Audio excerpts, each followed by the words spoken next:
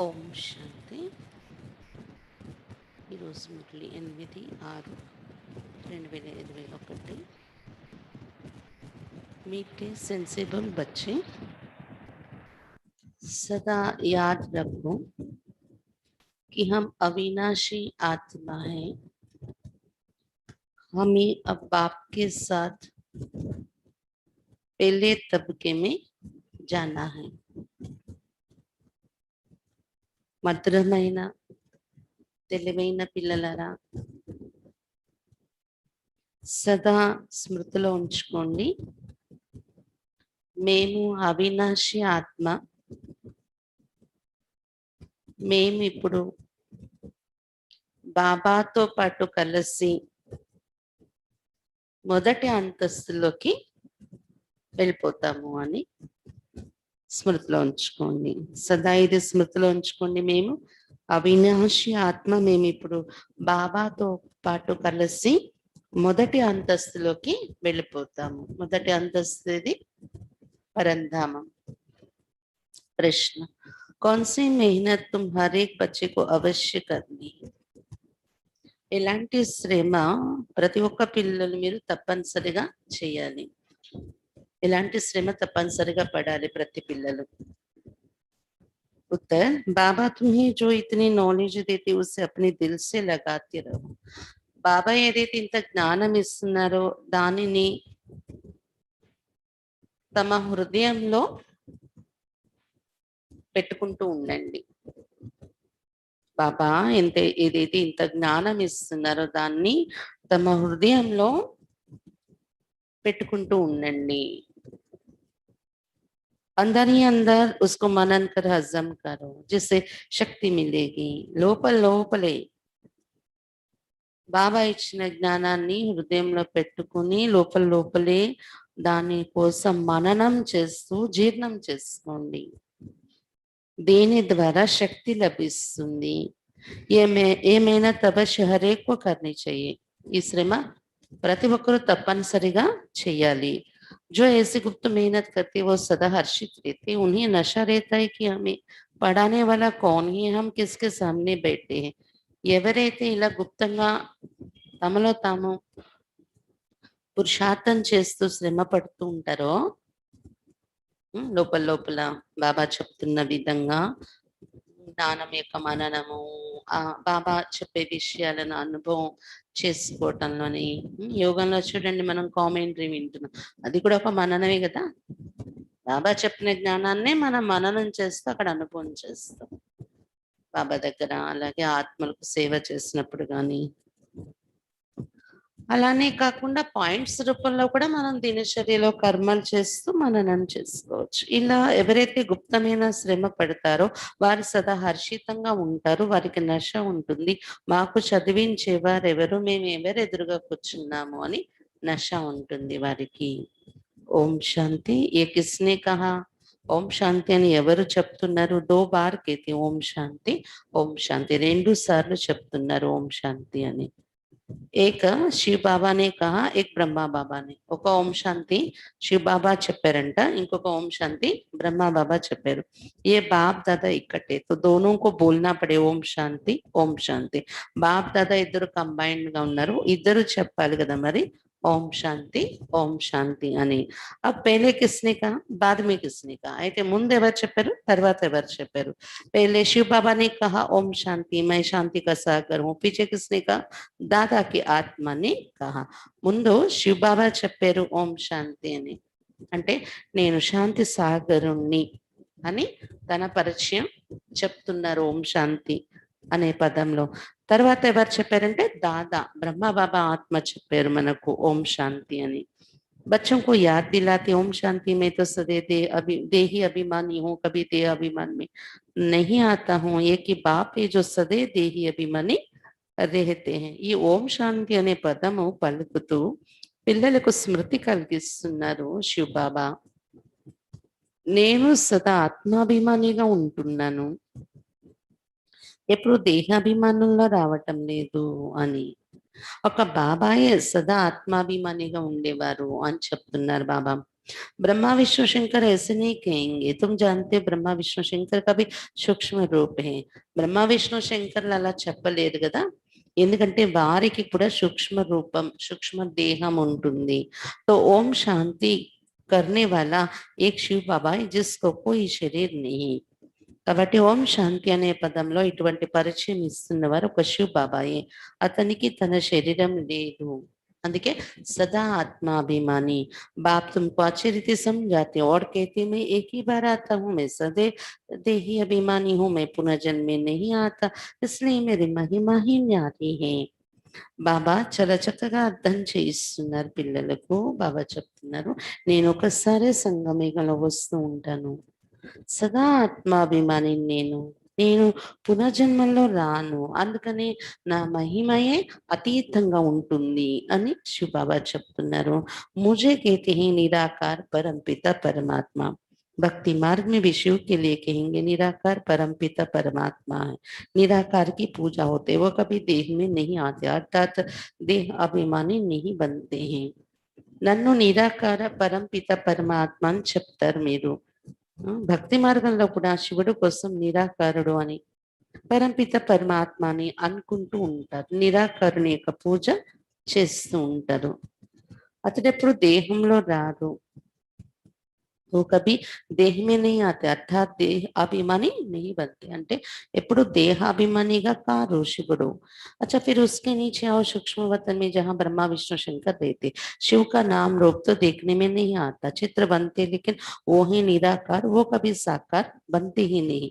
पूजा भी निराकार की ही होती है. కాబట్టి అతను నిరాకారుడు, కేవలం బిందు పరంధామంలో. అంతకన్నా కిందకు వస్తే సూక్ష్మ లోకంలో బ్రహ్మ విష్ణు శంకర్లు ఉంటున్నారు. బాబా చెప్తున్నారు, శివుడికైతే శివుని యొక్క రూపమైతే కనిపించదు. చిత్రాలు విగ్రహం కూడా నిరాకారంగా తయారు చేస్తారు మందిరంలో, అతడు ఎప్పుడు సాకార రూపం ధరించరు. అందుకే పూజ కూడా నిరాకారునికే జరుగుతుంది అని చెప్తున్నారు బాబా. बच्चों की बुद्धि में सारा ज्ञान रहता है, भक्ति तो की है, चित्र बच्चों ने देखा है. तुम जानते सती त्रेता में न चित्रों की भक्ति होती न विचित्र की. పిల్లల బుద్ధిలో మొత్తం జ్ఞానం ఉంటుంది. ఇప్పుడు భక్తి అయితే చేశారు మీరు, భక్తిలో చిత్రాలు చూశారు మీరు, విగ్రహాలు. ఇప్పుడు మీకు తెలుసు సతీయుగం త్రేతాయుగంలో చిత్రాలకు భక్తి చెయ్యం, విగ్రహాలను పెట్టి భక్తి చెయ్యం. అలాగే విచిత్రుడు శివ్ బాబా కూడా భక్తి చెయ్యం మనము.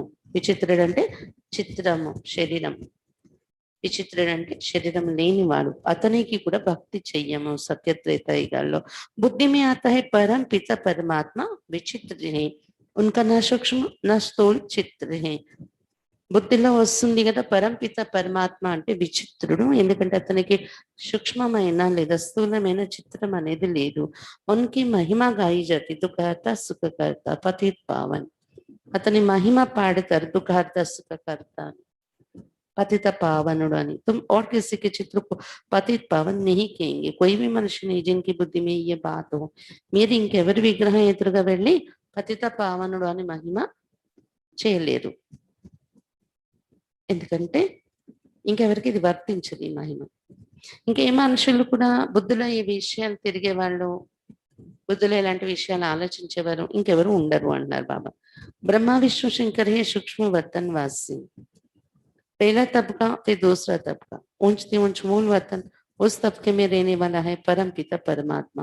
బ్రహ్మ విష్ణు శంకర్లు సూక్ష్మ వతన వాసీలు.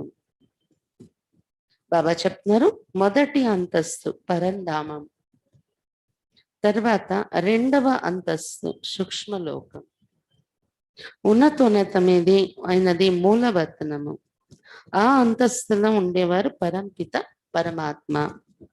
ऊंचते ऊंच मूल वतन, उस तबके में रहने वाला है परमपिता परमात्मा.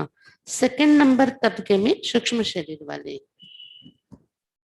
రెండో నంబర్ అంతస్తు, రెండో అంతస్తు సూక్ష్మ లోకం, అక్కడ సూక్ష్మ శరీరంతో ఉండే వాళ్ళు ఉంటారు.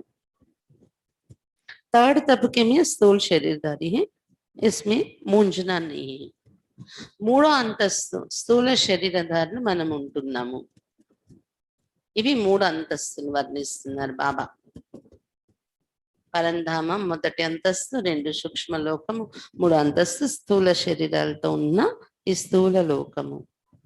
ఈ విషయాలు అర్థం చేసుకోవటానికి కన్ఫ్యూజ్ అవ్వకండి. ఇప్పుడు ఏ బాతే సివాయ్ పరంపిత పరమాత్మకి कोई समझा नहीं सकता. సంశయం రాకూడదు మీకు.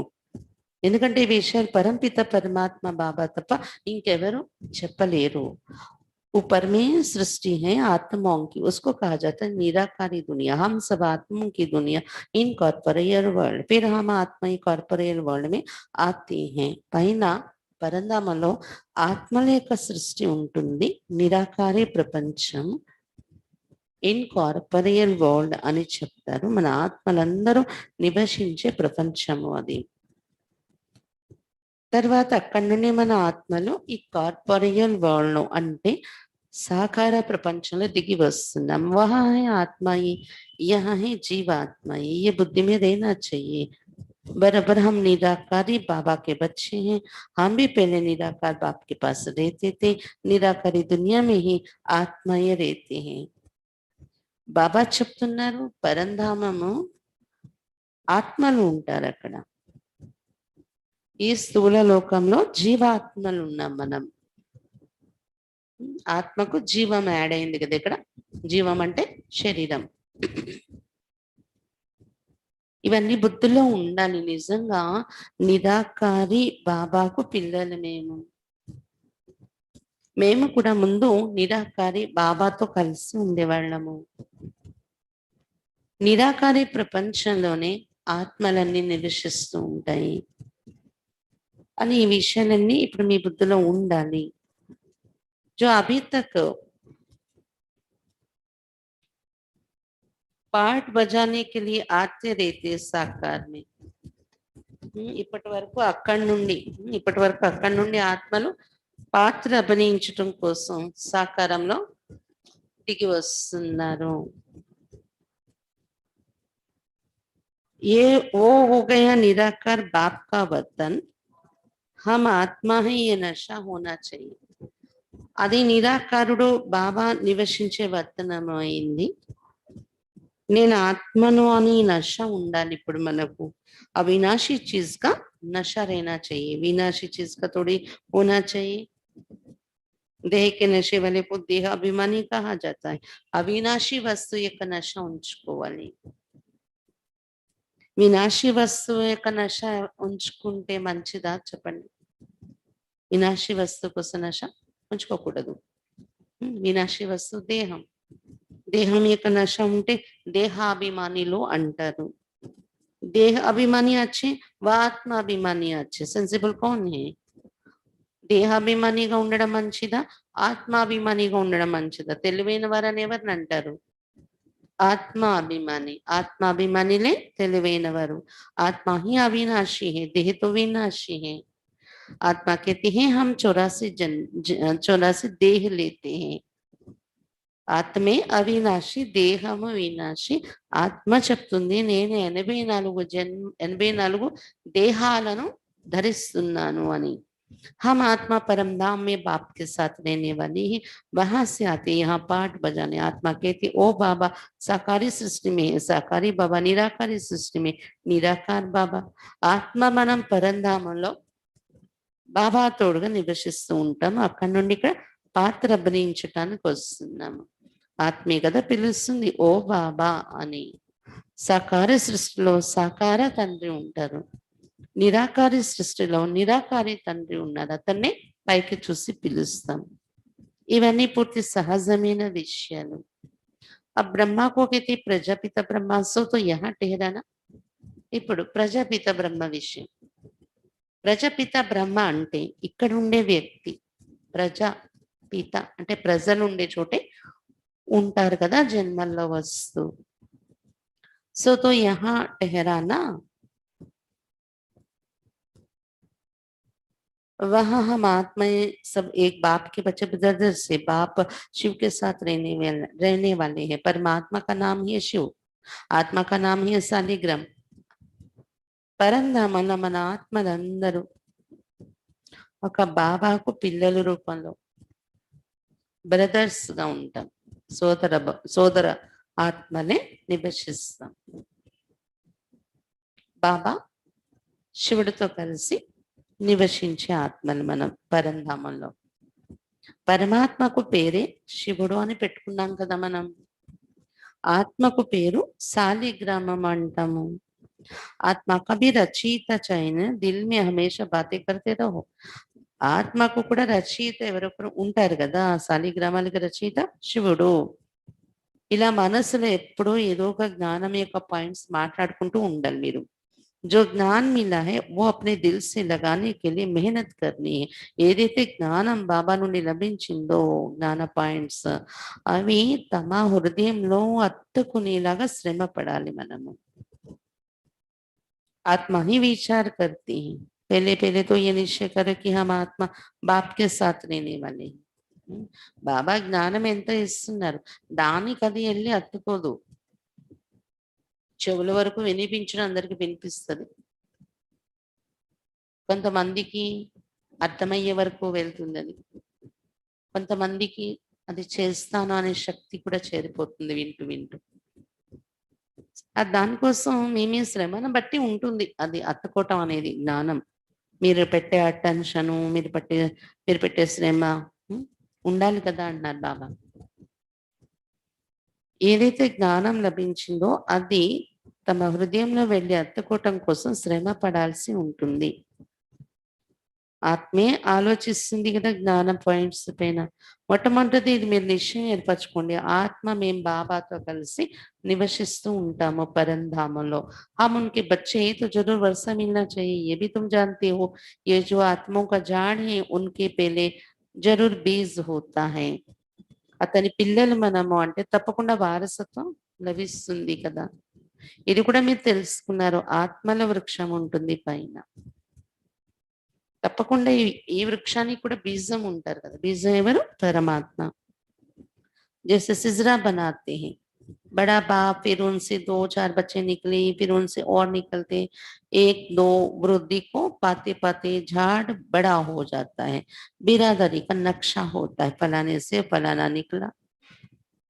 బాబా చెప్తున్నారు ఎలాగైతే వంశము తయారవడము అంటారు కదా. ఆత్మల యొక్క వృక్షానికి బీజం ఉంటుంది, బీజం నుండి మళ్ళీ వృక్షం యొక్క వంశం తయారవుతుంది కదా. ఎలాగైతే ఒక కుటుంబం విషయమే చూసుకుంటే అందరికన్నా పెద్ద తండ్రి ఉంటారు, ఆ తండ్రి నుండి 2-4 పిల్లలు, వంశం తయారవుతుంది కదా.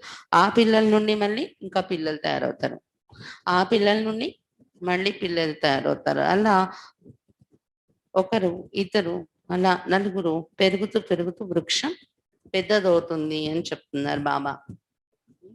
వంశం యొక్క చిత్రము తలుచుకుంటారు కదా, ఫలానా వాళ్ళ నుండి ఫలానా వాళ్ళు పుట్టారు, మళ్ళీ ఆ ఫలానా వాళ్ళ నుండి ఫలానా వాళ్ళు పుట్టారు, ఇలా వంశం పెరుగుతూ వచ్చింది అని. అలా ఇక్కడ శివబాబా బీజం నుండి సృష్టి అనే ఇంత పెద్ద వంశము వృక్షం పెరిగింది. శివబాబా తర్వాత బ్రహ్మబాబా నుండి దాదీల నుండి తర్వాత జనరేషన్, తర్వాత నుండి మన నుండి ఇంకా తయారవుతున్నారు, వీళ్ళందరూ కలిసి దేవతలు అవుతారు. ఇలా అన్నమాట సృష్టి వృక్షం యొక్క వంశావళి తయారవుతుంది.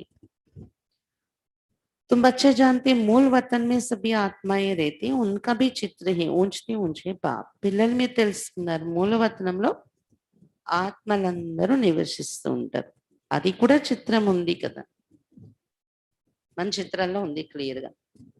ఆత్మలందరూ అక్కడ వృక్షంలో ఎలా నివసిస్తూ ఉంటారు. ఉన్నతోన్నతమైన వారు బాబా. तुम बच्चों की बुद्धि में है बाबा इस शरीर में आया हुआ है, रूहानी बाप इनमें आकर रूहों को पढ़ाते. పిల్లలు మీరు ఇప్పుడు తెలుసుకున్నారు, మీ బుద్ధిలో ఉంది శివ బాబా ఈ శరీరంలో వచ్చి ఉన్నారు, అతడు ఆత్మల తండ్రి, ఇతని శరీరంలో వచ్చి ఆత్మలకు చదివిస్తున్నారు అని మీ బుద్ధిలో ఉంది కదా. सूक्ष्म वतन में तो नहीं पढ़ाएंगे, सत्युग में तो ये नॉलेज किसको भी रहती नहीं. సూక్ష్మ లోకంలో వచ్చి చదివించారు బాబా. సత్యగల ఈ జ్ఞానం ఎవరికి ఉండదు. అక్కడ కూడా బాబా రారు, చదివించరు, ఎవరి బుద్ధిలో ఈ జ్ఞానం ఉండదు. బాపే సంగమీ पर आकर ये नॉलेज देते हैं. బాబాయే సంగమీగలో వచ్చి జ్ఞానం ఇస్తారు. ఇక్కడే ఈ జ్ఞానం ఉంటుంది మనకు. इस मनुष्य सृष्टि रूपी झाड़ की नॉलेज कोई कोई नहीं कल्प की आई बहुत बड़ी लिखती है. ఈ మానవ సృష్టి వృక్షం యొక్క జ్ఞానం ఎవరికీ తెలియదు. ఎందుకంటే కల్పం యొక్క ఆయుష్ చాలా పొడవుగా లక్షల సంవత్సరాలు రాసిస్తే ఈ వృక్షం కోసం ఆలోచించే, కల్పము కోసం ఆలోచించే అవకాశమే లేకుండా అయిపోయింది. అభి బాప్ తుమ్కో సమझाते हैं बच्चे, अभी तुमको फिर घर चलना है, वो है आत्मों का घर. బాబా మీకు అర్థం చేయిస్తున్నారు, పిల్లలారా ఇప్పుడు మీరు మళ్ళీ ఇంటికి వెళ్ళాలి, అది ఆత్మల యొక్క ఇల్లు. बाप और बच्चे रहते सब ब्रदर से ब्रदर और सिस्टर तब कहा जाता है जब यहाँ शरीर धारण करते हैं. బాబా మరియు అతని పిల్లలు ఆత్మలు మనం అక్కడ నివసిస్తాము. ఆత్మలందరూ బ్రదర్స్ ఆత్మ రూపంలోని. తర్వాత శరీరధారిగా అయినప్పుడు బ్రదర్ సిస్టర్, సోదరి సోదరులు అంటాము. హమ్ ఆత్మయ సబ్ భాయి భాయి భాయి కా జరూర్ బాప్ భీ హోగా నా. ఆత్మ రూపంలో అందరం భాయి భాయి అయ్యాం, సోదరులము. ఈ సోదరులందరికీ తప్పకుండా తండ్రి ఒకరు ఉంటారు కదా పైన, ఓహే పరంపిత పరమాత్మ. ఆ తండ్రి ఎవరు? పరంపిత పరమాత్మ. सभी आत्माएं शरीर में रहते हुए उनको याद करते हैं. సతీ త్రేతమే कोई याद नहीं करते हैं. ఆత్మలందరూ శరీరంలో ఉంటూ పైకి చూసి ఆ పరంపిత పరమాత్మను పిలుస్తూ ఉంటారు, జ్ఞాపకం చేస్తారు. సత్యత్రేతయుగాలో పిలుస్తారు ఎవరైనా? జ్ఞాపకమే రారు పరమాత్మ. पतित दुनिया में सभी उनको याद करते क्योंकि सब रावण की जेल में है. सीता पुकारती थी हे राम. పతిత ప్రపంచంలో వచ్చేసాక అందరూ పిలుస్తారు బాబాను, పరంపిత పరమాత్మను. ఎందుకంటే అందరూ రావణ జైల్లో చిక్కుకొని ఉన్నారు. సీత ఆయన ఆత్మ పిలుస్తుంది ఓ రామా అని. बाप समझाते राम कोई त्रेता वाला याद नहीं आता, राम परमपिता परमात्मा को समझ याद करते रहते, ఆత్మ పుకార్తి హే. బాబా చెప్తున్నారు రామా అని పిలిచినప్పుడు త్రేతయుగ రాముడిని ఎవరు గుర్తు చేసుకోరు అని చెప్తున్నారు బాబా. పరంపిత పరమాత్మని రాముడు అనుకుంటూ పిలుస్తాం, జ్ఞాపకం చేస్తాం. आत्मा पुकारती अभी तुम जानते आधा कल फिर हम किसको पुकारेंगे नहीं क्योंकि सुखधाम में रहेंगे. ఆత్మ పిలుస్తుంది పరమాత్మను. ఇప్పుడు మీరు తెలుసుకున్నారా? అర్ధకల్పం మనం ఎవరిని పిలిచే అవసరం ఉండదు, ఎందుకంటే సుఖధామంలో ఉంటాం అక్కడ మనం. इस समय बाप ही समझाते, दूसरा कोई जानते ही नहीं. वो तो कह देते कि आत्मा से परमात्मा पर आत्मा परमात्मा में लीन हो जाती. బాబా చెప్తున్నారు దుఃఖధామంలో వచ్చాక పిలుస్తాం, దుఃఖం వచ్చినప్పుడు. సుఖధామంలో పిలవనే పిలవరు కదా. ఈ సమయంలో బాబా చెప్తున్నారు ఈ విషయాలు. ఇంకెవరికి తెలియని విషయాలు ఇవి. బయట వాళ్ళకి తెలిసిన విషయం ఎంతవరకు అంటే ఆత్మతో పరమాత్మ అనడం, ఆత్మ పరమాత్మలో లీనమైపోతుంది అనడం వరకే ఈ విషయాలు వాళ్ళకి తెలుసు బయట వాళ్ళకు. బాప్ సమझाते ఆత్మ తో అవినాశి, एक भी आत्मा का विनाश नहीं हो सकता. అయితే బాబా చెప్తున్నారా ఆత్మ అవినాశి, ఎలా కలిసిపోతుంది ఎక్కడికైనా వెళ్ళి? ఒక్క ఆత్మ కూడా వినాశనం కాదు. ఎన్ని కోట్ల ఆత్మలు ఉన్నారో అందరూ వాళ్ళ రోల్ వాళ్ళు ప్లే చేయాలి వచ్చి, ఎవరెవరిలో కలిసిపోవడానికి అవ్వదు అని చెప్తున్నారు బాబా. అందుకే కదా అవినాశి అని చెప్పాము ఆత్మను. జैसे బాప్ అవినాశి वैसे ఆత్మ भी అవినాశి. ఎలా బాబా అవినాశియో అలా ఆత్మ కూడా అవినాశి. అవినాశి అంటే ఏంటి? దాన్ని అది పుట్టదు, దేనిలో కలవదు. దేనిలో వెళ్ళి కలిసిపోవడం మళ్ళీ దాని నుండి పుట్టడం అనేది జరగదనమాట. यहाँ ఆత్మ పతిత్ తమో ప్రధాన్ బంతి ఫిర్ బాప్ సతో ప్రధాన్ పవిత్ర బనాతి. ఇక్కడ మన ఆత్మ పతితంగా తమో ప్రధానంగా అయిపోతూ ఉంటుంది, బాబా వచ్చి సతో ప్రధానంగా పవిత్రంగా తయారు చేస్తున్నారు. సారీ దునియాకు తమో ప్రధాన్ బన్నాయి ఫిర్ సతో ప్రధాన్ బన్నాయి. ప్రపంచం అంతా తమో ప్రధానంగా తయారై తీరాల్సిందే, మళ్ళీ సతో ప్రధానంగా తయారవుతున్నారు బాబా వచ్చాక. पति दुनिया को पावन बनाने बाप को आना पड़ता है. उनको कहते हैं गॉड फादर. పతిత ప్రపంచాన్ని పావనంగా తయారు చేయటానికి బాబా దిగి రావాల్సి వస్తుంది. బాబాను మనం గాడ్ ఫాదర్ అని పిలిచాము కదా. बाप भी अविनाशी है, हम आत्माएं भी अविनाशी हैं, ये ड्रामा भी अविनाशी है. బాబా కూడా అవినాశి, ఆత్మ కూడా అవినాశి. ड्रामा కూడా अविनाशी।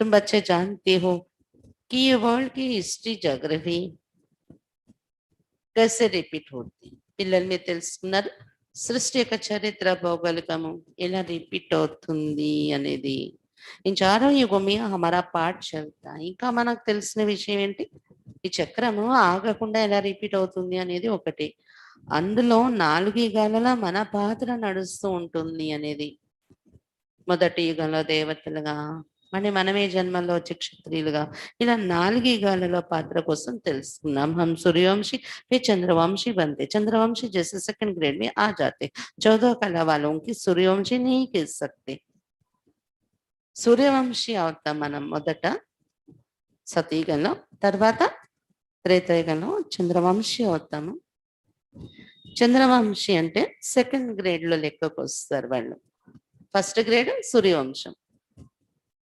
14 కళలు ఉండేవారిని సూర్యవంశీ అన్నారు త్రేతాయుగంలో 14 కళలే కదా ఉంటాయి वास्तव में देवी देवता भी उनको नहीं कह सकते సూర్యవంశీ అన్నారు దేవీ దేవతలని కూడా అనకూడదు వాళ్ళని అంటున్నారు బాబా త్రేతాయుగంలో 14 కళల్లోకి వచ్చేసాక దేవీ దేవతలని కూడా అనడానికి కాదు అసలు సెమి అయిపోతారు కదా దేవతా స్థితి సెమి అయిపోతుంది సెమి దేవత देवी देवता संपूर्ण निर्विकारी 16 कला संपूर्ण को कहा जाता है संपूर्ण निर्विकारीగా 16 కళల సంపూర్ణంగా ఉండేవారిని దేవీ దేవతలు అని అనడం జరుగుతుంది राम को 14 कला संपन्न कहेंगे तुम्हारे में ही 84 जन्मों का हिसाब समझाया जाता है రాముణ్ణి 14 కళల సంపన్నం అంటాం 16 కళలు లేవు కదా 16 కళలు ఉండేవారిని దేవీ దేవతలు అనాలి మరి 14 కళలు అయిపోతే ఏమనాలి క్షత్రియులు అయిపోతారు క్షత్రియ వర్ణం కదా అది బాబా చెప్తున్నారు 84 జన్మల లెక్క మీదే చెప్పుకోవటం జరుగుతుంది 84 జన్మలో వచ్చేవారు మీరే మీ లెక్క ఇది नई चीज फिर पुरानी होती है तो वो मजा नहीं रहता पहले संपूर्ण पवित्र रहते फिर थोड़े वर्ष पास होंगे तो थोड़ा पुराना कहेंगे मकान का भी मिसाल दिया जाता है ऐसे हर चीज होती है बाबा చెప్తున్నారు కొత్త వస్తువు పాతదైపోయాక మజా ఉండదు మొట్టమొదట సంపూర్ణ పవిత్రంగా ఉంటుంది ఈ ప్రపంచం మనము తర్వాత కొన్ని సంవత్సరాలు గడిచిపోయాక కొంచెం పాతదైపోతుంది ప్రపంచం అప్పుడు మజా అనిపించదు ప్రారంభంలోనే వచ్చి అనుభవించేస్తే ఆ మజా తర్వాత అది తగ్గుతున్నా మనకు తృప్తి ఉంటుంది ఆ మొదటి ఆనందాన్ని అనుభవించేస్తాము అని ఇళ్ళకు ఎక్కువ ఉదాహరణ కూడా బాబా చెప్తూ ఉంటారు కదా మొదట్లో చాలా బాగుంటుంది కొత్త ఇంటిలో కొత్తగా అన్ని తర్వాత రిపేర్స్ అవుతున్నాయి ఇంట్లో అసుఖము ఆనందం ఉండదు అలా ప్రతి వస్తువు అంతే కొత్తగా ఉన్నప్పుడు బాగుంటుంది తర్వాత పాతదైపోతుంది ప్రపంచం కూడా అంతే ये दुनिया भी एक बड़ा मांडवा है ये आकाश तत्व बहुत बड़ा है इसका कोई अंत नहीं इनके एंड कहाँ है वो निकाल नहीं सकते चलते जाओ एंड हो नहीं सकते ఈ ప్రపంచం కూడా ఒక పెద్ద మండపము ఆకాశతత్వం చాలా పెద్దది అంతు లేదు ఎక్కడ దీని అంతని ఎవరు కనుగోలేరు వెళ్తూ ఉండండి వెళ్తూనే ఉండండి ఎండ్ అనేది కనిపించదు అన్నాం అంతు లేదు ఆకాశానికి బ్రహ్మ మాతత్వకి भी कोई ఎండ్ हो नहीं सकती బ్రహ్మ మాతత్వం అంటే పరంధామం అది కూడా శూన్యమే కదా ఇప్పుడు ఆకాశంలో ఆకాశాన్ని దాటి ఆకాశం సూక్ష్మలోకం అది ఆకాశమే ఆ ఆకాశాన్ని దాటి ఇంకా ఆకాశం బ్రహ్మ మహాతత్వం అక్కడికి వెళ్ళిపోయేటప్పటికి రెడ్ గోల్డెన్ లైట్ రాత్రి పగలు ఏం డిఫరెన్స్ ఉండదు ఎప్పుడు ఓకే ఎరుపు బంగారు కాంతితో ఉన్న అలాంటి ఆకాశం అన్నమాట అది వెలుగుతో అలా నిండి ఉన్న ఆకాశం అయితే కింద ఉన్నదాన్ని ఆకాశము అని తత్వంగా లెక్క ఇస్తాము ఆ పైకి వెళ్తున్న కొద్దీ లోకమే మారిపోతుంది బ్రహ్మ మహాతత్వము అది కూడా ఎండే లేదు దానికి అని చెప్తున్నారు బాబా పరంధాము ఆ శూన్యం ఏదైతే ఉందో ఎరుపు బంగారు కాంతులతో నిండింది, బేహద్ లోకం అన్నమాట అది. यूं साइंस वाले कितनी कोशिश करते हैं एंड देखने की, लेकिन जा नहीं सकते, अंत पा नहीं सकते. సైంటిస్టులు కూడా ఎంత ప్రయత్నిస్తున్నారో ఆ అంతు ఎక్కడి వరకు ఉందో కనుక్కోవాలి అని, కానీ కనుగోలేకపోతున్నారు. వాళ్ళు రాకెట్ వేసుకొని వెళ్తే రాకెట్‌లో ఎంతవరకు వెళ్ళగలుగుతున్నారు? పెట్రోల్ అయిపోతుంది, ఆక్సిజన్ అయిపోతుంది, మళ్ళీ మనకి నష్టము అని తిరిగొచ్చేస్తున్నారనమాట. ఇంకా వెళ్తున్న కొద్దీ తరగటం లేదు అది శూన్యం. ब्रह्म तत्व बहुत बड़ा बेअंत है, हम आत्माएं बहुत थोड़ी जगह में रहती हैं. బ్రహ్మతత్వం అంటే పరంధామం చాలా పెద్దది, అంతులేని శూన్యం అది, అంతులేని ధామం. అందులో మనం ఆత్మలు అంత పెద్ద ధామంలో, అంత పెద్ద శూన్యం ఉన్న బ్రహ్మ మహతత్వంలో ఆత్మలు మనం ఇంత చిన్న చిన్న బిందువులుగా దగ్గరగా చాలా చిన్న జాగాలో ఉంటాం, ఒక వృక్షంలాగా. यहाँ बिल्डिंग आदि कितनी बड़ी बड़ी बनाते, स्पेस धरती की बहुत बड़ी है. ఇక్కడ బిల్డింగ్లు ఎంత పెద్ద పెద్దవి కడతారు. పరంధామంలో 700 కోట్ల 800 కోట్ల ఆత్మలు కూడా ఒక చిన్న జాగాలో ఇమిడిపోతాం శివబాబాతో కలిసి అందరం ఒక దగ్గర అలాగా, వృక్షంలాగా. ఈ సాకార లోకంలో దూర దూరంగా ఉంటున్నాం కదా, ఒక బిల్డింగ్ ఉండనన్నమాట ఆత్మ నివసించడానికి. ఇక్కడ దేహంతో ఎంత పెద్ద పెద్ద బిల్డింగులు కట్టుకుంటున్నారు అంటున్నారు బాబా. జాగా చాలా పెద్దది ఉండాలి ధరణి పైన. ఖేతి ఆది బీతో చాయ్యనా, ఇల్లు కట్టుకోవడమే కాదు, మళ్ళీ పొలము పంట కూడా కావాలి కదా, పండించుకోవడానికి పొలాలు. అది కూడా మరి ఆత్మకి ఇంత జాగా, మనం కట్టుకున్న ఇల్లు ఒక జాగే కదా, మనం పండించుకుంటున్న పొలం కూడా మనకు కేటాయించే జాగా కింద లెక్కకు వస్తుంది అనమాట. ఎంత జాగా కావాలి ఇక్కడ శరీరంతో ఉన్నప్పుడు. वहां तो सिर्फ आत्मा ही रहती, आत्मा शरीर बिगड़ कैसे खाएगी, वहां तो అభోక్త. అదే పరంధామంలో మీకు పంటకు భూమి కావాలా ఏంటి, కేవలం ఆత్మలే ఉంటాయి. శరీరం లేని ఆత్మ, అక్కడ ఆత్మ ఒక్కటే బిందువే పడి ఉంటుంది కదా పరంధామంలో. శరీరం లేకుండా తింటుందా ఏంటి, అభోక్త స్టేజ్. అక్కడ ఉన్న నాళ్ళు అభోక్త, భుజించదు ఆత్మ. కానీ భోగిని ఆదికి కోయి చీజ్ హోతేని, తినడము, అనుభవం చేయడం అనే విషయాలే ఉండవు పరంధామంలో. बाप समझाते ये ज्ञान तुम बच्चों को एक ही बार मिलता है, फिर कल्प बाद तुम बच्चों को दिया जाता है. బాబా చెప్తున్నారు ఈ జ్ఞానం పిల్లలకు ఒకసారి లభిస్తుంది సంగమయుగంలో, తర్వాత కల్పం పూర్తయ్యాక మళ్ళీ పిల్లలకి జ్ఞానం ఇస్తారు బాబా వచ్చి. तो ये नशा होना चाहिए, हम देवता धर्म वाले थे. ఇది నశ ఉండాలి పిల్లలకు, మేము దేవతా ధర్మంలో ఉండేవాళ్ళం. तुम कहते हो बाबा आज से 5000 वर्ष पहले हम आपके पास आए थे శూద్ర से బ్రాహ్మణ్ बनने. పిల్లలు చెప్తున్నారు బాబా ఈ రోజు నుండి 5000 సంవత్సరాల పూర్వం మేము వచ్చాం శూద్రుల నుండి బ్రాహ్మణులుగా తయారవడానికి మీ దగ్గరకు. बाबा ने इसमें प्रवेश किया है, आए थे शूद्र से ब्राह्मण बनने, अब फिर हम आपके पास आए. 5000 సంవత్సరాల పూర్వం వచ్చాం, ఇప్పుడు మళ్ళీ మీ దగ్గరకు వచ్చాం బ్రాహ్మణులు కావటానికి అంటున్నారు పిల్లలు.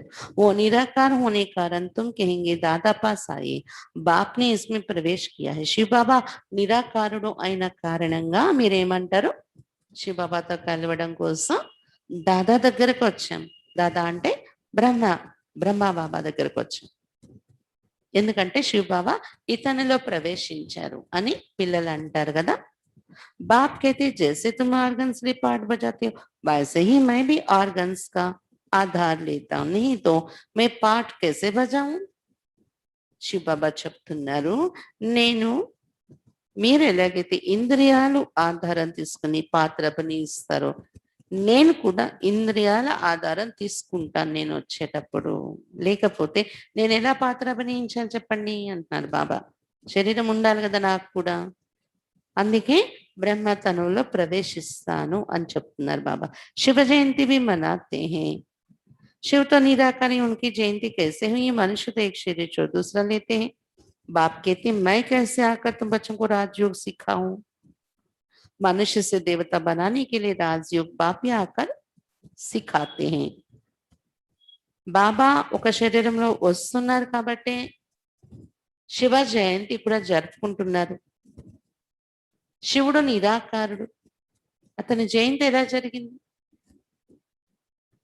మనుషులదైతే క్లియర్ గా మనకు తెలుస్తుంది. ఒక శరీరం వదిలేస్తారు, మరణించారంట, ఇంకో శరీరాన్ని ధరిస్తారు, జన్మించారు, జయంతి అంటాము.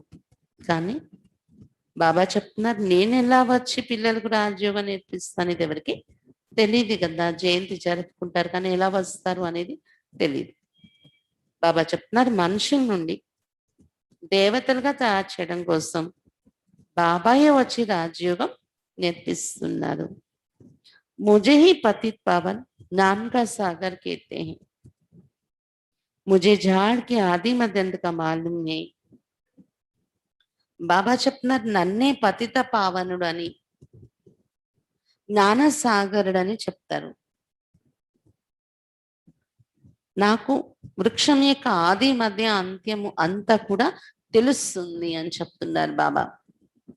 तुम बच्चे समझते हैं बाबा इनमें प्रवेश कर हमको सब नॉलेज समझाते. ब्रह्मा विष्णु शंकर के पाठ को भी समझना चाहिए. పిల్లలు మీరు తెలుసుకున్నారు, శివ బాబా బ్రహ్మ బాబాలో ప్రవేశించి వచ్చి మనకు మొత్తం జ్ఞానము అర్థం చేయిస్తున్నారు. బ్రహ్మ విష్ణు శంకర్ల పాత్రను కూడా అర్థం చేసుకోవాల్సి ఉంటుంది. బాప్కో తో సమझा है कि वो पतित पावन है. हर एक की महिमा अलग अलग, ड्यूटी अलग अलग होती है. ఏ విధంగా శివ బాబాని అయితే అర్థం చేస్తున్నాం కదా, అతడు పతిత పావనుడు అని. ప్రతి ఒక్కరి మహిమ వేర్వేరుగా ఉంటుంది.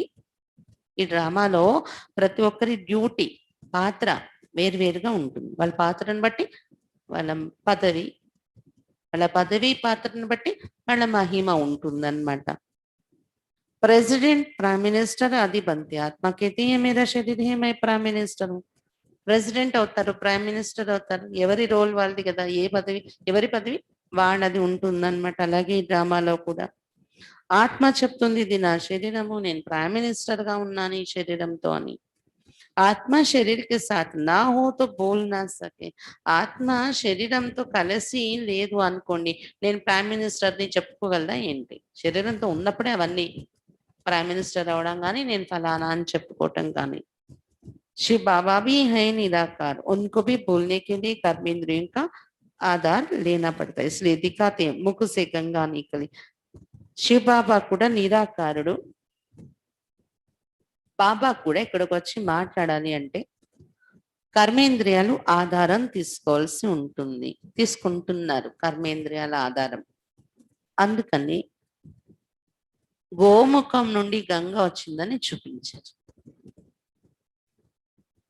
గోవు యొక్క ముఖం కాదు, ఇంద్రియాలు కాదు ఆధారం తీసుకున్నది. మానవ శరీరంలోనే వస్తున్నారు, దాన్ని గోముఖంగా చూపించారు అక్కడ. అబ్ శివుతో హే బింది, ఉన్కో ముఖ కహా సే ఆయా. శివుడు బిందు కదా, అతనికి నోరు ఎక్కడి నుండి వస్తుంది? तो इसमें आकर बैठती है, उससे ज्ञान गंगा बहाते हैं. అందుకు బ్రహ్మ బాబా తనులో వచ్చి కూర్చొని బ్రహ్మ ముఖం ద్వారా జ్ఞాన గంగను ప్రవహింప చేస్తున్నారు. అందుకే ఆ గోముఖం నుండి గంగ కూడా శివాలయాల్లోనే ఎక్కువగా పెడతారనమాట. గోముఖం నుండి గంగ అక్కడ వెళ్ళి దాని కింద మునిగి స్నానం చేస్తారనమాట. बाप को ही सब याद करते, हे पतित पावन आओ, हमको इस दुख से छुड़ाओ. బాబాని అందరూ పిలుస్తున్నారు, ఓ పతిత పావన రండి, వచ్చి మమ్మల్ని ఈ దుఃఖాల నుండి విడిపించండి అని. వహీ బడితే బడ సర్జన్ హే, ఉస్మే హీ పతితం కో పావన్ బననే కా జ్ఞాన్ హే. అతడే అతి గొప్ప సర్జన్ శివ బాబా. అతనిలోనే పతితుల్ని పావనంగా తయారు చేసే జ్ఞానం ఉంది అని చెప్తున్నారు బాబా. సర్వ పతితం కో పావన్ బననే వల్ల ఏక్ సర్జన్ హే. పతితులందరినీ పావనంగా చేసేవారు ఒక సర్జన్ అయిన బాబా. సత్యుగ్ మే సబ్ నిరోగి హోతే. సర్జన్ బాబా వచ్చి పావనంగా చేసేసాక అందరూ నిరోగి అయిపోతున్నారు. చూడండి, సత్యుగంలో రోగాలే ఉండవు. బాబా రోగాల నుండి కూడా ముక్తి ఇచ్చేస్తున్నారు మనకు. మరి ఈ జన్మలో రోగాలు వస్తే నిన్నెవరో మాట్లాడుతూ అంటున్నారు, బాబా యోగంతో ఆయుష్ పెరుగుతుంది అంటారు, మరి మీరెందుకు కరోనాతో చనిపోతున్నారు, ఆయుష్ మీకెందుకు లేదు, బాబా పిల్లలకి ఎందుకు కరోనా వచ్చింది, రోగిగా అవుతున్నారు మీరు, యోగంతో రోగాలు ఉండవంటారు. లెక్కాచారాలు ఉన్నాయి కదా, బాబా ఏమి ఈ జన్మ నుండి మనకి ఇచ్చి లేదు జీవన్ముక్తి పదవి. అర్హులయ్యాక అప్పుడు జీవన్ముక్తి పదవి ఇస్తున్నారు మనకు బాబా. జీవన్ముక్తి ఖాయం అయిపోయింది. ఎలాగైతే పిల్లలు పుట్టాక ఆస్తి వాళ్ళదే ఖాయం అది. కానీ ఆ పిల్లలు పెరగాలి, చదువుకోవాలి, అర్హతలు రావాలి, ఆ ఆస్తిని నిలబెట్టుకున్నారు అప్పుడు వాళ్ళ చేతికి అందుతుందన్నమాట ఆస్తి. అలా మనలో అర్హతలు వచ్చినప్పుడు ఆయుష్, ఆరోగ్యము, సంపదలు అన్ని సంపూర్ణంగా మన చేతికి ఇస్తారు బాబా. ఆ అర్హతలు నిండే లోపల పాత జన్మల ఖాతాలు ఉన్నాయి కదా, వాటిని కంప్లీట్ చేసుకోవాల్సి ఉంటుంది. అయితే బాబా పిల్లలుగా ఉండడం వల్ల ఆ రోగం శాతం తక్కువ మన మీద చూపిస్తుంది. ఈ యోగం జ్ఞానం యొక్క నశ వల్ల రోగం వచ్చినా మిగిలిన మనుషుల్లాగా బయట వాళ్ళలాగా కాదు, మన మీద తక్కువ ప్రభావాన్ని చూపిస్తుంది అది. అలాగే ఆయుష్ ఉండాలి కదా, ఇప్పుడే చనిపోతున్నారేంటి బాబా పిల్లలై కూడా అంటే, ఈ కర్మల ఖాతా అనుకోండి. ఇంకొకటి ఏమో ఈ జ్ఞానం యోగం వల్ల ఆ మాత్రం అయినా ఉన్నారేమో, లేకపోతే ఇంకా తక్కువ అయి ఉండేదేమో ఇంకా ఆయుష్. భవిష్యత్తులో మనం నిరోగి అవుతాం, ఆయుష్ ఆరోగ్యాన్ని అనుభవిస్తాం. ఇక్కడ ఏంటంటే శూలం లాంటిది ఒక ముళ్ళు లాగా తేలే పరిస్థితి ఉంటది, కానీ రోగమే రాదు అనేది అవదనమాట ఇక్కడ. ये लक्ष्मी नारायण सती के मालिक है, इसका ऐसे कर्म किसने सिखाए जो ऐसे निरोगी बने, बाप या आकर श्रेष्ठ कर्म सिखलाते, यहाँ तो कर्म ही कूटते रहते. ఈ లక్ష్మీ నారాయణలు సతీగానికి మాలికులు, వీళ్లకు ఇటువంటి కర్మ ఎవరు నేర్పించారు, నిరోగి అయిపోయారు వాళ్ళు, అటువంటి కర్మ ఎవరు నేర్పించారు, బాబాయే వచ్చి శ్రేష్ఠ కర్మ నేర్పించారు వాళ్ళకు, ఇప్పుడు నేర్పిస్తున్నారు. ఈ ప్రపంచంలో అయితే కర్మ అనుభవించవలసి ఉంటుంది, అలాంటి కర్మలే జరుగుతున్నాయి అని చెప్తున్నారు బాబా.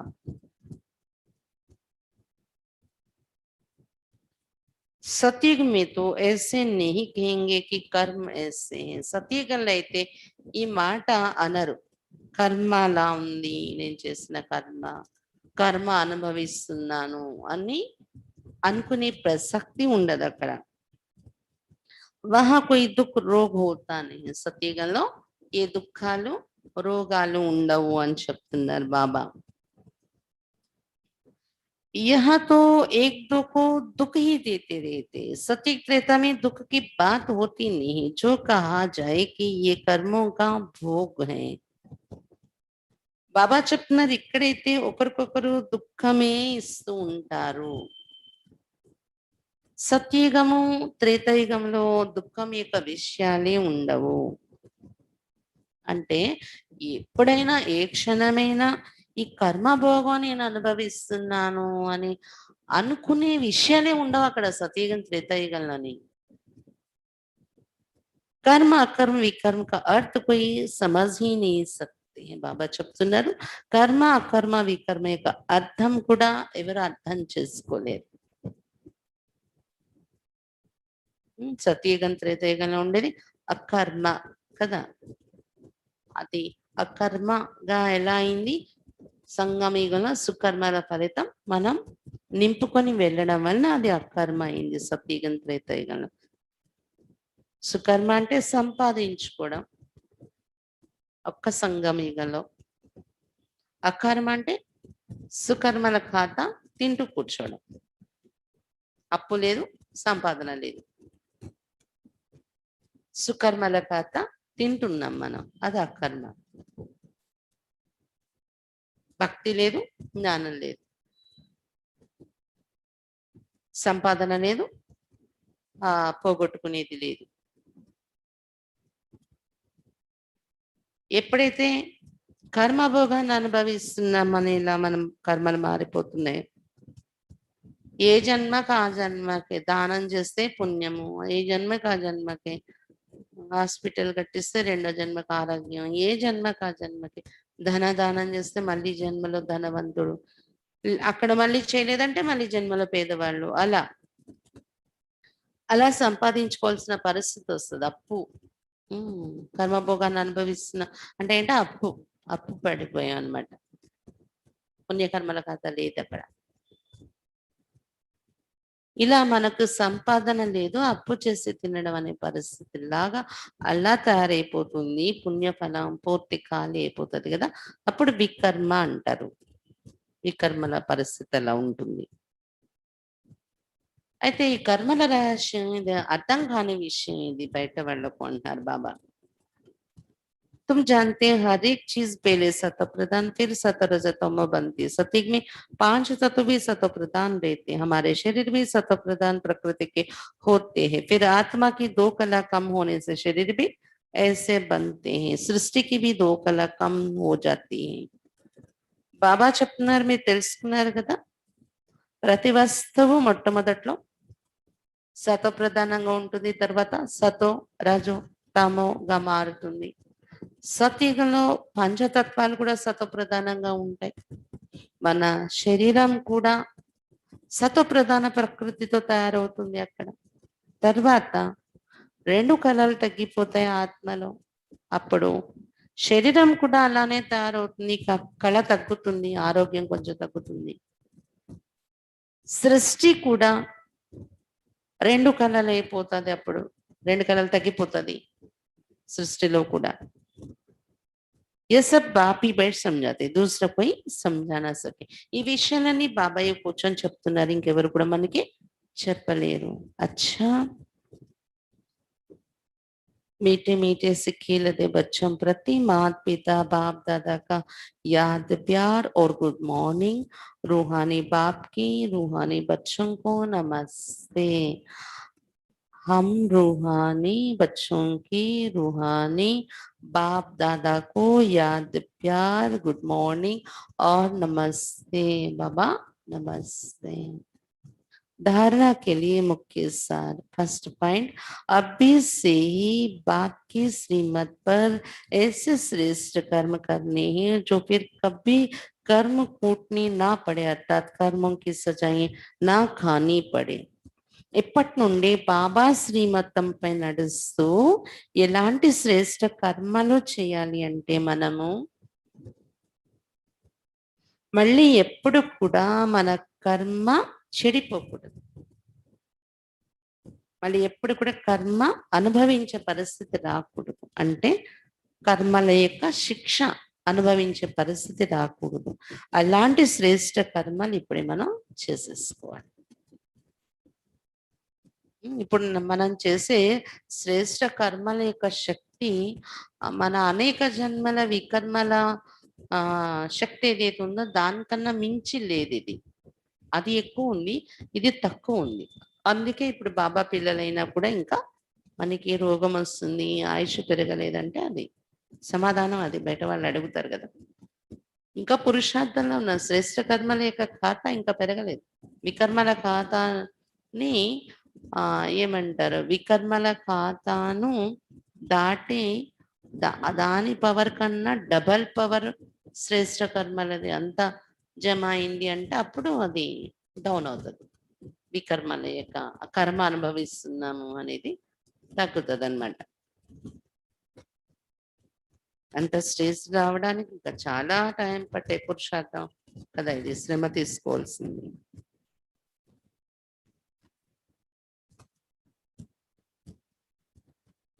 ఇప్పటి నుండి బాబా యొక్క శ్రీమతంపై నడుస్తూ ఇలాంటి శ్రేష్ట కర్మలు చేయాలి. ఇప్పుడు కూడా కర్మ అనుభవిస్తున్నాము అంటే కర్మల శిక్ష అనుభవించాల్సిన పరిస్థితి వస్తుందనేలా అలాంటి కర్మ జరగకూడదు, శ్రేష్ట కర్మ చేయాలి.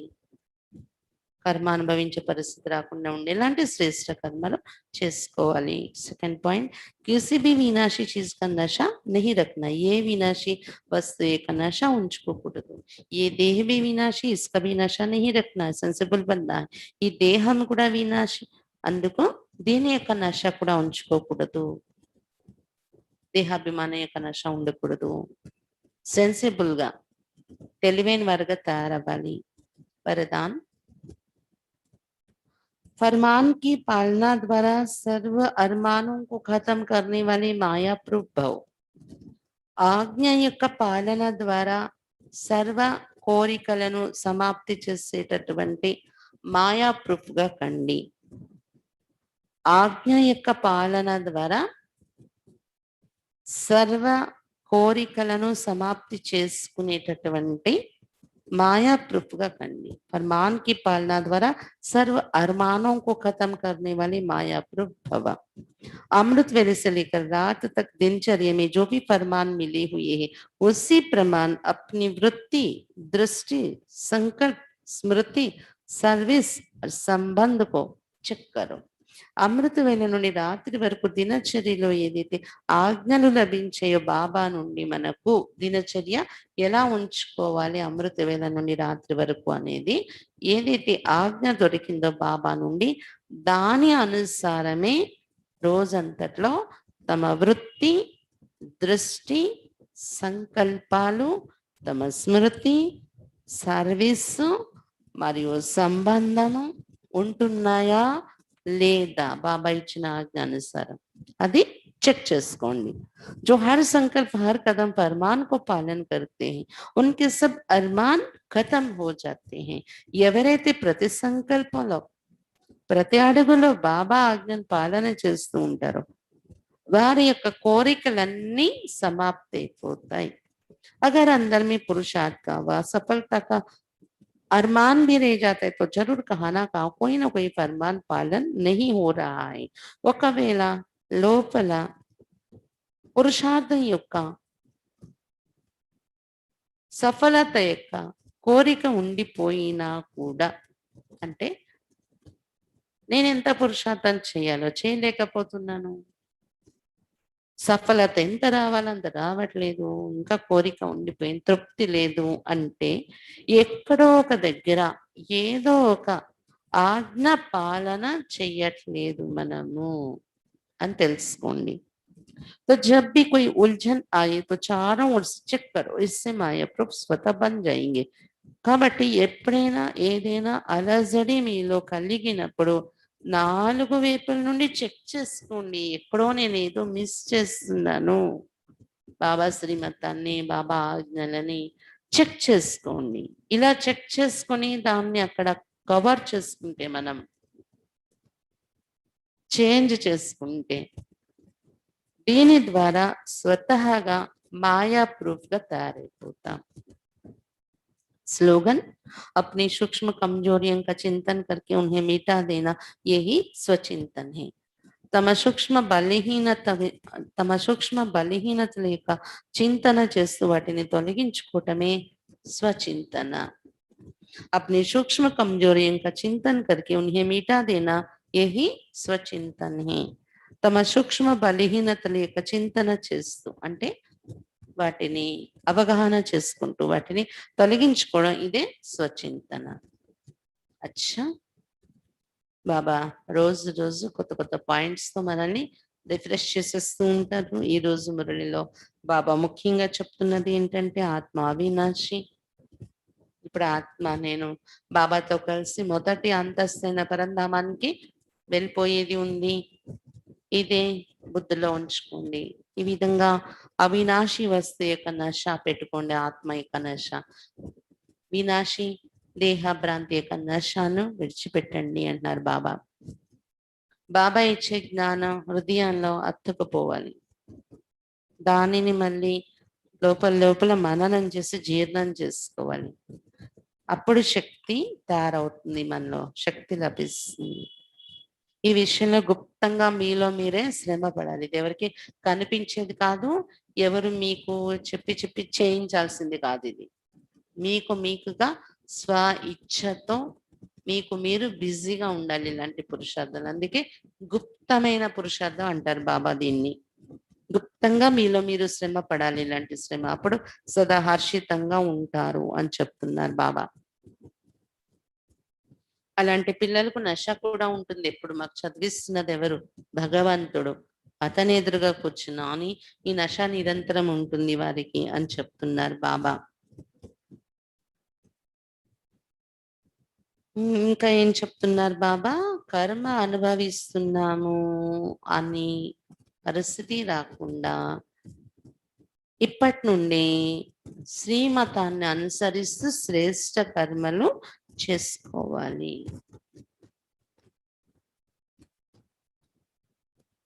బాబా చెప్తున్నారు అవినాశి వస్తువైన ఆత్మ యొక్క నర్ష కలిగి ఉండడం, ఆత్మ అభిమాని స్థితి, ఇది సెన్సిబుల్ గా తయారవడం. తెలివైన వారిని ఆత్మ అభిమానిగా ఉండేవారిని చెప్తారు అన్నారు బాబా.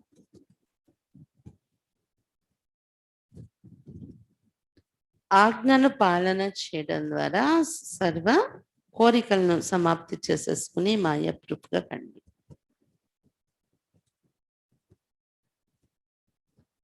బాబా చెప్తున్నారు ఏం చెప్తున్నారు? దినచర్యలో బాబా ఆజ్ఞ ఏది దొరికిందో దానానుసారమే మన వృత్తి, దృష్టి, సంకల్పాలు, స్మృతి, సంబంధం, సర్వీస్ అన్ని అలా ఉంచుకుని వెళ్ళిపోతే ప్రతి అడుగు ప్రతి సంకల్పంలో బాబా ఆజ్ఞలోనే మనం నడుచుకుని వెళ్ళిపోతే కోరికలు మనం పెట్టుకోం, ఆటోమేటిక్గా అవన్నీ పూర్తయిపోతుంటే కోరికలు సమాప్తి అయిపోతాయి. ఇచ్చా మాత్రం అవిద్య అయిపోతుంది.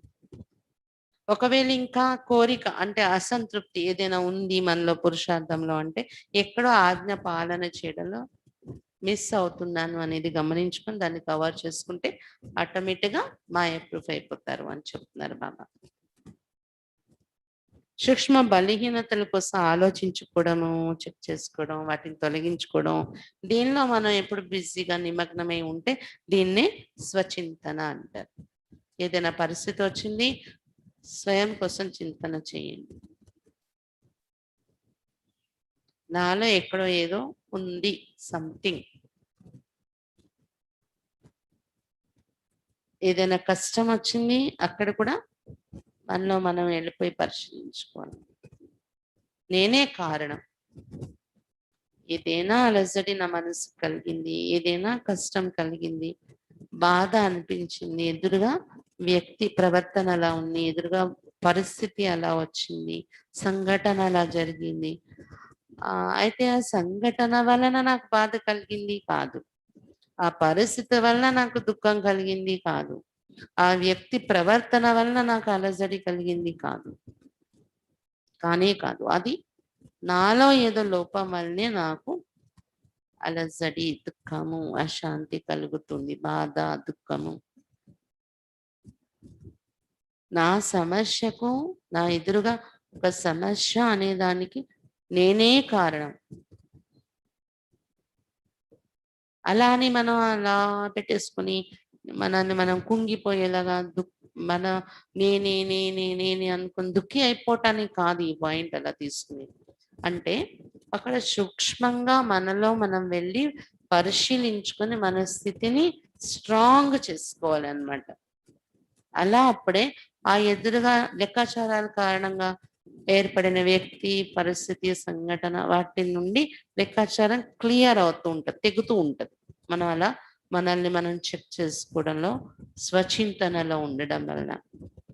అలా కాకుండా దాని వలన వచ్చే దుఃఖము, బాధ, అలజడి ఆ వ్యక్తి మీద పడేస్తే మనం వాళ్ళ కారణంగానే, ఈ పరిస్థితి మీద పడేస్తే ఈ పరిస్థితి కారణంగానే నేను ఇలా అయిపోయాను, ఈ సంఘటన కారణంగానే నేను ఇలా అలా ఎదురుగా బ్లేమ్ చేస్తూ వెళ్ళిపోతే ఎప్పటికీ కూడా స్వచింతన చేయడం మనకి రాదు. బాబా నిన్ను కూడా చెప్పారు కదా, బ్లేమ్ చేయడం అనేది పరచింతన. అటువంటి వారికి ఎప్పుడు కూడా స్వచింతన చేసుకోవడం రాదు, స్వయాన్ని మార్చుకోవడం రాదు వాళ్ళకి. ఇది చాలా అంటే స్వచింతన చేసుకోవడం రాలేదు, ప్రతి పరిస్థితిలో అక్కడ ఏదో నన్ను నేను మార్చుకోవాలి అనేది చెప్తుంది పరిస్థితి నాకు. ఆ వ్యక్తి వ్యవహారము అక్కడ భలే వాళ్ళలో కోపం అనేది తప్పు ఉంది, లేకపోతే వాళ్ళలో ఇంకొకటి ఇంకొకటి బాబా శ్రీమత విరుద్ధంగా వాళ్ళ బిహేవియర్ ఉంది, వాళ్ళ ఖాతా వాళ్ళది వాళ్ళు చూసుకుంటారు. కానీ నాకు వాళ్ళకి మధ్య ఖాతా క్లియర్ అవ్వడానికి నేను వాళ్ళ లోపాన్ని చూడకూడదు. వాళ్ళ లోపం కారణంగా నాకు పరిస్థితి కాదు. కానీ నేను ఎక్కడో సంథింగ్ పూర్వజన్మల ఖాతా లేదా ఇప్పుడు కూడా పురుషార్థంలో ఎక్కడో నాది లోపం ఉంది. అలా వెళ్ళిపోవాలి వెతుక్కోవటానికి మనం లోపల. వెతికేసుకొని దాన్ని చేంజ్ చేసుకోవటంలో. ఇది స్వచింతన అంటారు. నిన్న పరచింతన కోసం చెప్పారు బాబా, ఈరోజు స్వచింతన కోసం చెప్పారు స్లోగన్లో. స్వచింతన చేసే అలవాటు చేసుకుంటే మనలో అర్హతలు, ఎబిలిటీస్ పెరుగుతాయి. మన యొక్క అర్హతలు, మన యొక్క క్వాలిటీస్ పెరుగుతాయి, శక్తులు మనలో పెరుగుతాయి, స్ట్రాంగ్ అవుతాం. ఈ వ్యక్తి మీద పరిస్థితి మీద బ్లేమ్ చేసేసి ఆ కారణంగానే నేను, వీళ్ళ కారణంగానే నేను, ఈ పరిస్థితి కారణంగానే నేను అలాగ అనుకుంటూ వెళ్ళిపోయే వాళ్ళు పరచింతనలోనే ఉండడం వల్ల ఎప్పటికీ శక్తి పెరగదు వాళ్ళు. స్వయంలోనే కారణం ఉంది అని వెతుక్కొని చేంజ్ చేసుకునే పటుత్వంతో ఎవరు నడుస్తారు, శక్తి అంచెలంచెలుగా పెరుగుతూ ఉంటుంది.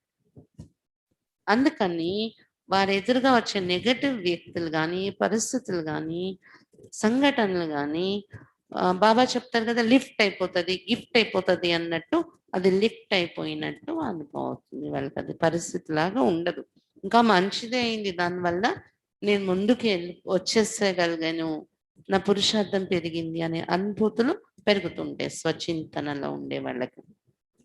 చిన్నదే స్లోగన్ అనేది, ఒక్క లైన్, కానీ దాన్ని చింతనలోకి వెళ్తే అది స్వయం మీద అప్లై చేసుకుంటే చాలా అనుభవం అనేది వచ్చే పాయింట్ అది. అలా ఒక్కొక్క పాయింట్ ఎంత విలువైన ఉన్నాయో బాబా మురళిలో. మన జీవితంలోకి వస్తే ఇంకా ఎంత విలువ పెరిగిపోతుందో మన జీవితానికి. మమ్మ పాయింట్ ఈరోజు 8వ పాయింట్. मम्मा सिर पर ज्ञान अमृत का कलश धारण कर अनेक सेवाओं के निमित्त बनी, लेकिन उनके मुख से कभी ये शब्द नहीं निकला कि ये सेवा मैंने की. मम्मा तల పైన జ్ఞాన అమృతం యొక్క కలశము ధరించి అనేక సేవలకు నిమిత్తమయ్యారు. కానీ ఆమె నోటి నుండి ఎప్పుడూ ఈ మాటలు రాలేదు, నేనే ఈ సేవ చేశాను అనే మాట రాలేదు. సదా కేతి పితా ప్రసాదే, సదా ఆమె అనేవారు పితా ప్రసాదం, ఇది అతడు చేయించుకుంటున్నది, అతడిచ్చిన విశేషతలు, ఈ విశేషతలు అతడిచ్చే ప్రసాదం అనేవారు మమ్మ. బాప్సే మిలా హువా సునా రహీ హూ, బాబా నుండి లభించిన జ్ఞానమే నేను వినిపిస్తున్నాను, అతడి ప్రసాదం ఇది.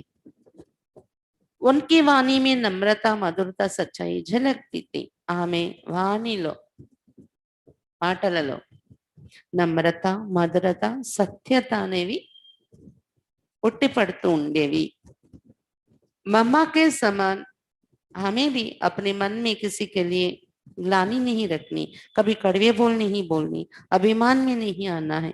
మమ్మా సమానంగా ఈరోజు మనం ఏం నేర్చుకుందాం, మనం కూడా మన మనసులో ఎవరి కోసము గ్లాని ఉంచుకోకూడదు, నిందా భావన ఉంచుకోకూడదు, ఎప్పుడు కూడా కఠినమైన మాటలు మాట్లాడకూడదు, అహంకారంలో రాకూడదు. ఇది గమనిక పెట్టుకుందాం. అచ్చా, ఓం శాంతి.